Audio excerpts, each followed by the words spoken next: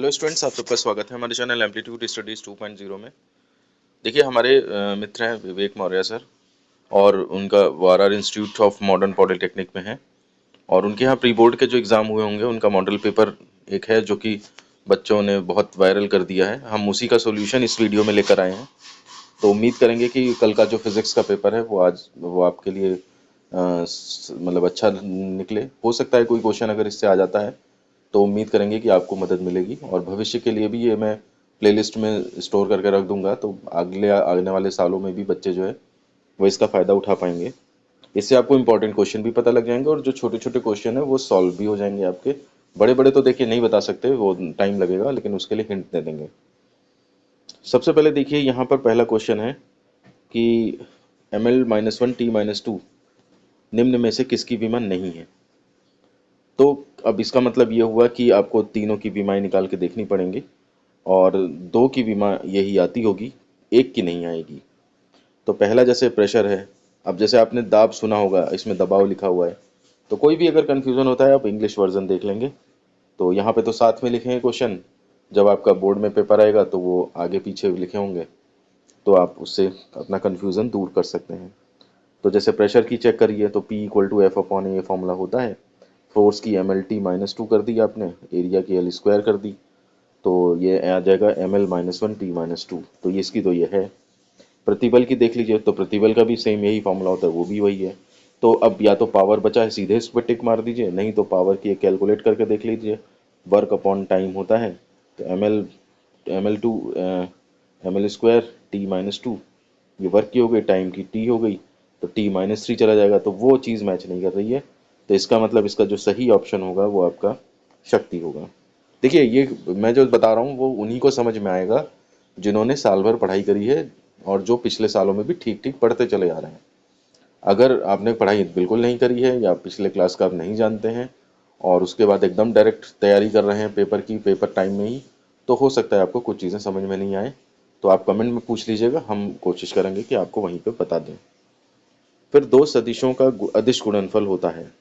तो जब नाम ही है अदिश गुणनफल, तो जाहिर सी बात है वो अदिश होगा, तो सीधा सीधा ऑप्शन बी हो जाता है।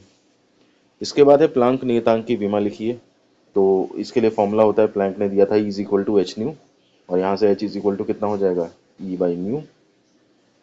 अब एनर्जी यानी कि वर्क यानी कि ml2 रख दीजिए, और फ्रीक्वेंसी की नहीं मालूम तो 1/t कर दो इसे, तो ये हो जाएगा E/1/t, है ना। t ऊपर चला जाएगा तो E × t बना जाकर के। अब इसमें विमाएं लिख सकते हैं। तो E t की विमा अगर बनाएंगे आप E t में, तो ये तो कार्य ऊर्जा ही कार्य है, तो ml2t-2, और टाइम एक और आ गया, तो ये आपका टाइम इसमें कैलकुलेट हो जाएगा, तो ml2t-1, ये इतना बचता है जाकर के। ये प्लांक नियतांक की विमा है। ऊष्मा चालकता गुणांक का मात्रक लिखिए। तो इसके लिए आपको या तो याद किया हो या नहीं याद किया है कोई, क्योंकि मैं कभी भी याद करने पे तो बिलीव करता ही नहीं हूँ। मैं हमेशा उसको फॉर्मूले याद करने के लिए कहता हूँ। तो अगर आपने फॉर्मूला याद किया है तो Q = Ka (θ1 - θ2), ये टेम्परेचर है, इंटू T/D, ये फॉर्मूला होता है। इसमें ये K जो है वो ऊष्मा चालकता गुणांक है, और ये Q जो है वो प्रवाहित ऊष्मा की मात्रा T समय में, D डिस्टेंस है अगर दो समतापी पृष्ठों में जिनका टेम्परेचर θ1 θ2 है और एरिया A है, तो इतनी हीट उसमें फ्लो हो जाएगी। ये चीज़ याद करनी पड़ती है फिजिक्स में। अब इससे आपको K का डेफिनेशन निकालनी है, नहीं मात्रक निकालना है, तो इसी से सॉल्व कर दीजिए। परिभाषा लिखनी है वो भी इसी से आ जाएगी, विमान लिखनी है वो भी इसी से आ जाएगा, न्यूमेरिकल है वो भी इसी से होगा। तो केवल एक चीज़ याद करनी पड़ती है और सारी चीज़ें आपकी वो हो जाती हैं।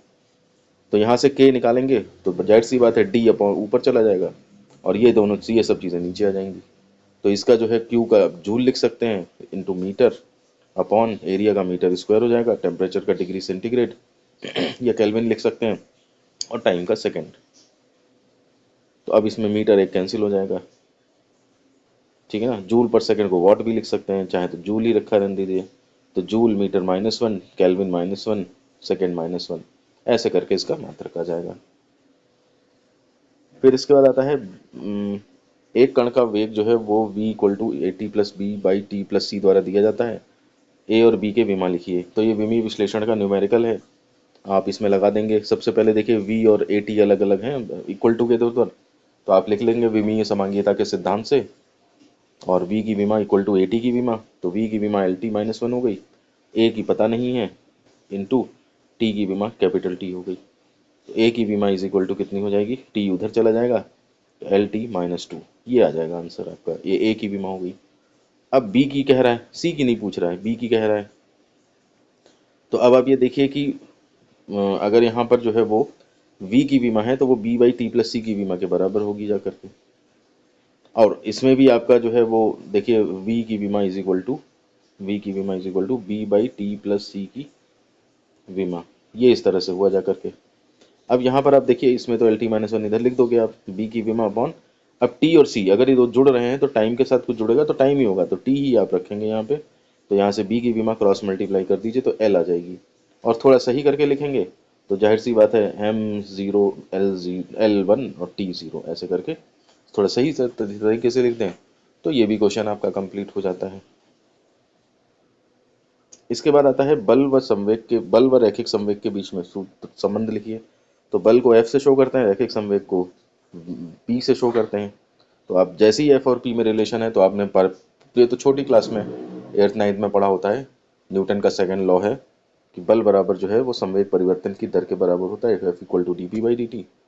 तो ये रिलेशन हो गया। इसमें ज़्यादा टाइम है पेपर में आप तो लिख दीजिए, जहाँ F बल है, P जो है आपका वो है, T टाइम है ना। शून्यकार का उदाहरण दीजिए। तो शून्यकार का उदाहरण दीजिए, तो इसमें आप क्या कर सकते हैं, कई सारे हैं वैसे, कुली वाला एक फेमस है, ठीक है ना। और ये जो आपका सर्कुलर मोशन होता है इसमें अभिकेंद्र बल द्वारा किया गया कार्य। तो कुली में लिख सकते हैं आप, एक छोटा सा डायग्राम बना दें, बोझा ढोके चल रहा है तो चल मोशन इधर हो रहा है, और बोझ जो है mg वेट इधर लगा हुआ है, तो 90 डिग्री हो गया, तो लिख देंगे W इज इक्वल टू, ठीक है ना। संबंध लिखिए है बस, तो लिखिए है तो चाहे तो आप लिख दीजिए कुली द्वारा कर बोझा लेकर चलने में किया गया कार्य। अगर आपके पास टाइम ज़्यादा है, स्पीड अच्छी है आपकी, तो आप एक डायग्राम बना के थीटा 90 कर दीजिए, W is equal to F S cos theta formula लगा दीजिए, एफ एस कॉस 90, और कॉस 90 वाली 0 हो गई, तो W इज इक्वल टू 0। इससे क्या होता है, एग्जामिनर पे इम्पैक्ट पड़ता है, ठीक है ना। तो इस वजह से जो है वो इसको ऐसे समझिए ना, जैसे आपसे एक गिलास पानी मांगा किसी ने, अब गिलास में पानी मांगा तो आपने गिलास पकड़ा दिया उठा के, ठीक है, काम तो हो गया पूरा। लेकिन अगर आप साथ में बोल देंगे लीजिए पानी, तो एक थोड़ा सा आदर भाव, एक थोड़ा सा पीने वाले को और अच्छा लगने लगेगा, ठीक है ना। एक कोई हो सकता है कि साथ में मिठाई भी लेके चल दे, तो और ही ज़्यादा अच्छा इम्पैक्ट पड़ेगा। लेकिन अब ऐसा नहीं है कि आपके पास समस्या है, आप तब भी मिठाई ढूंढ रहे हैं वहाँ बैठे। तो एग्ज़ाम में इसी तरह से होता है, आप जितना पूछा है उतना भी लिख देंगे, नंबर मिलेंगे।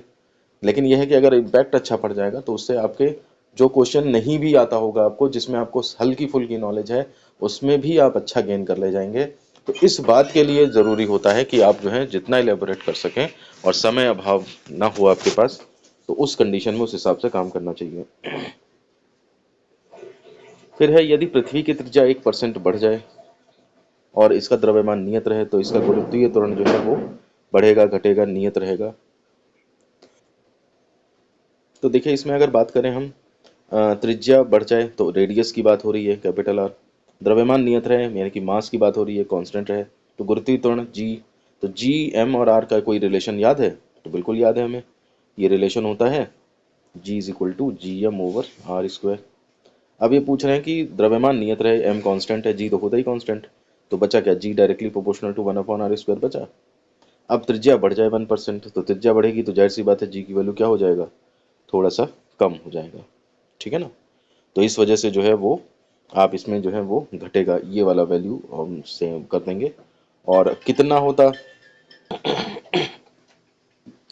देखिए बीच में क्वेश्चन अभी छूट गया था कि रैखिक वेग और कोणीय वेग में संबंध लिखिए, ये वाला क्वेश्चन। तो ये v is equal to R omega, ठीक है ना। रैखिक वेग v होता है, कोणीय वेग ओमेगा होता है, तो v equal to R omega, ये इसके बीच में रिलेशन हो जाएगा। टाइम ज़्यादा है तो आप जहाँ v वेग है रेखीय वेग, r त्रिज्या है वृत्तीपथ की, और ओमेगा कोणीय वेग है।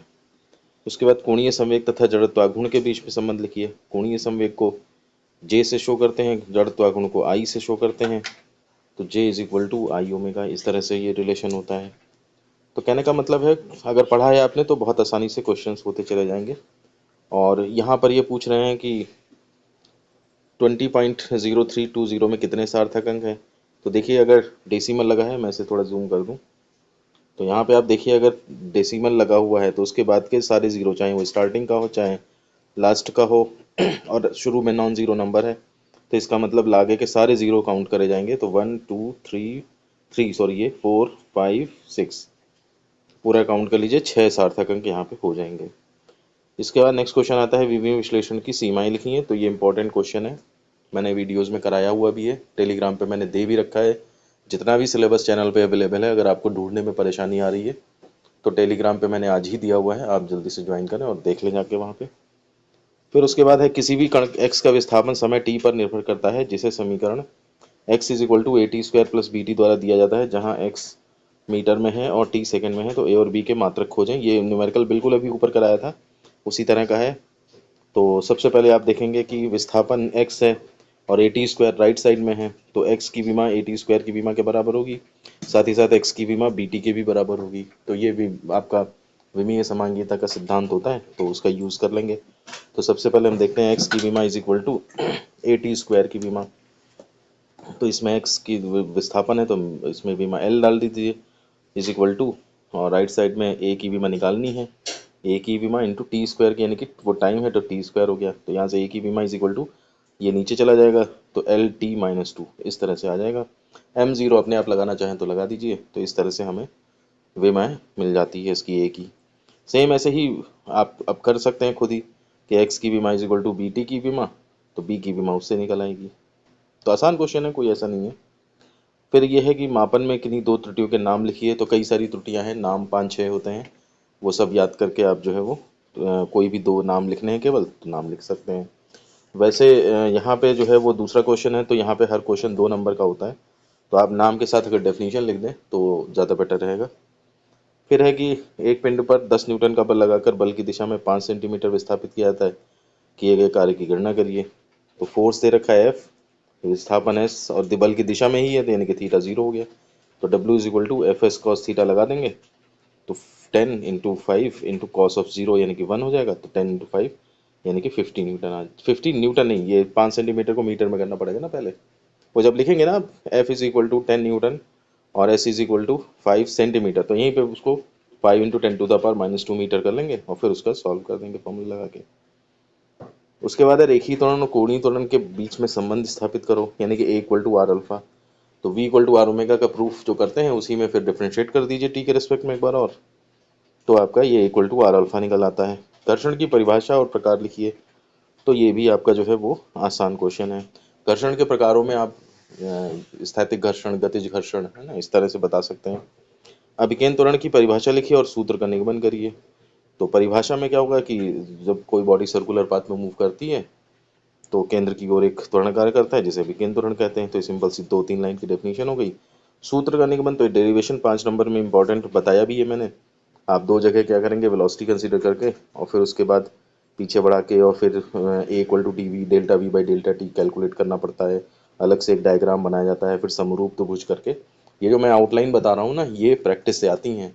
ये ऐसे नहीं है कि आप एक दिन में पढ़ेंगे और आपको रट जाएगा। तो प्रैक्टिस अगर जिसने करी है तो वो मेरी हल्के हल्के हिंट्स को भी समझ रहा होगा। आप लोग कमेंट करके बताइएगा। इसके बाद घूर्णन गति ऊर्जा की परिभाषा लिखिए। गतिज ऊर्जा है ये, और इसमें फिर आगे पूछा है न्यूमेरिकल 10 केजी के पिंड को 3 मीटर रस्सी से बांधकर क्षैतिज वृत्त में 2 चक्कर प्रति सेकंड की गति से घुमाया जाता है। घूर्णन गतिज ऊर्जा ज्ञात करिए। तो सबसे पहले तो घूर्णन गतिज ऊर्जा की परिभाषा लिख लेंगे आप। अब फॉर्मूला क्या होता है, तो K equal to half I omega square होता है। तो आपको जड़त्वागुण चाहिए और कोणीय वेग चाहिए। तो क्या दिया है, 10 केजी का पिंड है, मास दे दिया, 3 मीटर की रस्सी यानी कि आर दे दिया, 2 चक्कर प्रति सेकंड की दर से घुमाया जाता है। तो ये आपको आवृत्ति दे रखी है। तो एफ इज इक्वल टू या N is equal to 2 hertz. तो यहाँ से आप एम आर स्क्वायर कर लेंगे तो आपको जो है जड़त्वागुण मिल जाएगा, और इससे एन से omega is equal to 2 pi N होता है, तो उससे ओमेगा मिल जाएगा। बस ओमेगा और ये आई आप यहाँ रख देंगे लाके, और आपका न्यूमेरिकल सॉल्व हो जाएगा। जैसे ही आप बस देखिए, जितना मैंने सोचा इतना सोचने के बाद आप श्योर एंड सर्टेन हो जाइए कि ये न्यूमेरिकल मेरे से लग सकता है। अगर समझ ही में नहीं आ रहा है कि कुछ लोग क्या करते हैं कि लगाना शुरू कर दिया पहले और फिर उस बीच में अटक गए कि कहाँ क्या करें, तो आउटलाइन पहले ही पता लग जाती है कि मैं इतना कर पाऊंगा, इसमें क्या फॉर्मूले वगैरह आते हैं मुझे नहीं आते हैं, पता लग जाता है। फिर है बलागुण की परिभाषा लिखिए। ये सब 5-5 नंबर के क्वेश्चन चल रहे हैं। तो इसलिए थोड़ा सा मतलब विस्तृत रूप से सॉल्व करना पड़ेगा। बलागुण की परिभाषा तो सही है, torque is equal to R cross F होता है, इसके समझा के लिख दीजिए। बलागुण तथा कोणीय संवेग के बीच में संबंध स्थापित करिए। ये टॉर्क है, ये जे है, तो tau is equal to D J by D T, ये फॉर्मूला होता है, ये डिराइव कर दीजिए। दिखाइए कि यदि किसी पिंड पर परिणामी बाह्य बलागुण शून्य हो तो कोणीय संवेग संरक्षित रहेगा। ये तीसरा इंपॉर्टेंट क्वेश्चन है, कोणीय संवेग संरक्षण का नियम है, तो ये भी आपको डिराइव करना है। सब मैंने करा रखा है, वीडियोस नहीं दिख रहे हैं तो आप व्हाट्सएप ग्रुप में दे रखा है, मैंने टेलीग्राम पे भी दे रखा है, और सारा सिलेबस मैं इस वीडियो के कमेंट डिस्क्रिप्शन बॉक्स में भी दे रहा हूँ, ताकि जो बच्चे टेलीग्राम और से नहीं पा पाए हैं या नहीं जुड़े हैं तो वो भी जो है वो इस वीडियो के डिस्क्रिप्शन से उसको ले सकते हैं। और साथ ही साथ वीडियोस को शेयर ज़रूर कर दीजिएगा ताकि बच्चों का फ़ायदा हो सके और वो थोड़ा सा अच्छे मार्क्स, अगर कोई फंस जाएगा आपके, देखिए 4 क्वेश्चन भी अगर इससे फंस गए, एक और पेपर है मेरे पास वो भी आज दे दूंगा मैं आपको उसका सॉल्यूशन। तो अगर 4 क्वेश्चन भी फंस गए 5-5 नंबर के तो 5 को 20 नंबर, आपका काम तमाम हो जाएगा, मतलब आप पास हो सकते हो। बाकी मेहनत तो करी रखी है आपने खैर। इसके बाद आता है कि गुरुत्वीकरण की परिभाषा लिखिए। तो स्मॉल जी की परिभाषा लिखनी है। व्याख्या कीजिए कि पृथ्वी सतह के ऊपर जाने पर कैसे परिवर्तित होता है गुरुत्वीकरण। तो G dash is equal to G by 1+h/r का होल स्क्वायर। ये बहुत ही इंपॉर्टेंट डेरिवेशन है, मैंने कराया भी है, बार बार मैं इसे इंपॉर्टेंट भी बताता हूँ। ऊपर जाना, गहराई में जाना, अक्षांशों का प्रभाव, घूर्णन गति का प्रभाव, शेप का प्रभाव, अलग अलग सब चीज़ें होती हैं। फिर इसके बाद आता है प्रत्यास्थता की परिभाषा लिखिए। तो ये आप बता सकते हो। हुक का नियम लिखिए, तो ये भी आप लिख सकते हो आराम से। विभिन्न प्रत्यास्था गुणांकों की परिभाषा लिखिए। तो यंग प्रत्यास्था गुणांक है ना, young modulus, bulk modulus, modulus of rigidity, ये सब आप बता सकते हैं इसमें। धातु की एक क्षण की तापीय चालकता गुणांक को परिभाषित करें। तो जोड़ पर रेल को अलग क्यों रखा जाता है, तो ये तो आप परिभाषित करना, इसकी यूनिट आपने देखी ऊपर यहाँ निकाली थी, ऊपर एक क्वेश्चन आया था, कहाँ गया ये, इधर ऊष्मा चालकता गुणांक का मात्रक लिखिए। जो फॉर्मूला इसमें बताया था मैंने, Q इज इक्वल टू के θ1 माइनस θ2 और T अपॉन डी, इसी में बस अब परिभाषा के की लिखनी है। तो आप क्या करेंगे, डी को 1 कर दीजिए, ए को 1 कर दीजिए, इसको भी 1 कर दीजिए, इसको भी 1 कर दीजिए, तो Q इज इक्वल टू क्या हो जाएगा, के। तो कहने का मतलब है सारी चीज़ें काम करने पर जो प्रवाहित ऊष्मा की मात्रा होगी वही उस धातु का ऊष्मा चालकता गुणांक कहलाता है। ये डेफिनेशन बनाने का तरीका है जो कि मैं अक्सर बताता रहता हूँ, और ये आप सीख लेंगे तो आपको एक भी डेफिनेशन नहीं याद करनी पड़ेगी कहीं भी। लेकिन ये सब तभी है जब आप फॉलो कर रहे हैं। अगर आप आज बैठे हैं लेकर के कि कल पेपर है फिजिक्स का, हम मॉडल पेपर से पढ़ के पास हो जाएंगे, तो आप ये वीडियो यहीं पे रोक दें, कोई देखने के आगे ज़रूरत नहीं है इसे। इसके बाद आगे बढ़ते हैं। ये नीचे यहाँ पे अच्छा, जोड़ पर रेल को अलग क्यों रखा जाता है। तो ये भी छोटे बच्चों का क्वेश्चन है कि ये रेल है, एक दूसरी रेल है, जोड़ यहाँ पड़ रहा है तो बीच में गैप रख देते हैं। तो यही है कि गर्मियों में जब टेम्परेचर बढ़ेगा तो लेंथ बढ़ेगी इनकी, रेल्स की लेंथ बढ़ेगी, तो वो उसी जो गैप रखा है बीच में उसी में वो एडजस्ट होती चली जाएंगी। अगर हम गैप नहीं रखेंगे तो फिर वो फैलेंगी, तो जगह है नहीं फैलने की, तो फिर वो टेढ़ी मेढ़ी हो जाएंगी, एक्सीडेंट होने के चांस हो जाएंगे ट्रेन के। अब तो ऐसे मटेरियल आ गए हैं कि आप देखेंगे जाके रेलवे स्टेशन पे या कहीं पे भी, तो बहुत बहुत दूर पे तक कोई वो नहीं रहता है, कोई गैप नहीं रखा जाता है, क्योंकि मटेरियल, ये पुराने ज़माने का क्वेश्चन है। तो उस टाइम पे मटेरियल जैसे होते थे वैसे होते थे, अब तो साइंस ने बहुत तरक्की कर ली है, तो काफ़ी दूरी तक आपको देखने को ही नहीं मिलेगा। क्योंकि वहाँ पे जोड़ रखने से दिक्कत ये भी ना, जोड़ रखोगे तो फिर उस पर नट बोल्ट भी लगाने पड़ेंगे कसने के लिए, और वो नट बोल्ट लोग शरारत करते हैं, खोल देते हैं परेशान करने के लिए, या आतंकवादी गतिविधियाँ या जो भी होती हैं, खोल दिया तो फिर वो पता लगा वैसे ही एक्सीडेंट हो रहा है। तो इसलिए उसको चलन में थोड़ा सा कम कर दिया गया है अब, स्पेशली जहाँ रेलवे स्टेशन वगैरह होते हैं ना, वहाँ पे गैप नहीं रखते हैं। तो क्योंकि वहीं आदमी इंसान बसता है ज़्यादातर, मतलब कुछ एक्टिविटी कर सकता है। अब दूर दराज में वहाँ पर जा कर के ज़्यादा मुश्किल हो जाता है करना कुछ, तो इसलिए वहाँ पर तो गैप रख लेते हैं रेलवे स्टेशन के आसपास। तो खैर ये तो अलग बात हो गई, ये नहीं लिखनी है आपने, आपने तो बस उसका रीज़न समझाना है। आखिरी क्वेश्चन देखिए क्या है, रेखीय प्रसार, क्षेत्रीय प्रसार, आयतन प्रसार गुणांक की परिभाषा लिखिए। अल्फा और बीटा में संबंध स्थापित कीजिए। बहुत बहुत ज़्यादा इंपॉर्टेंट क्वेश्चन है। अल्फा, बीटा, गामा, इनकी सबकी परिभाषाएं लिखनी है। तो फॉर्मूले पता ही है आपको, alpha is equal to delta L over L into delta T होता है, यानी कि लंबाई में वृद्धि अपॉन प्रारंभिक लंबाई इंटू ताप में वृद्धि। तो इसमें आप परिभाषा लिखनी है, तो ठीक है, एल को 1 कर दीजिए, डेल्टा टी को 1 कर दीजिए। तो 1 मीटर लंबी रॉड का टेम्परेचर 1 डिग्री सेंटीग्रेड बढ़ाने पर जितनी लंबाई में वृद्धि होती वो उसके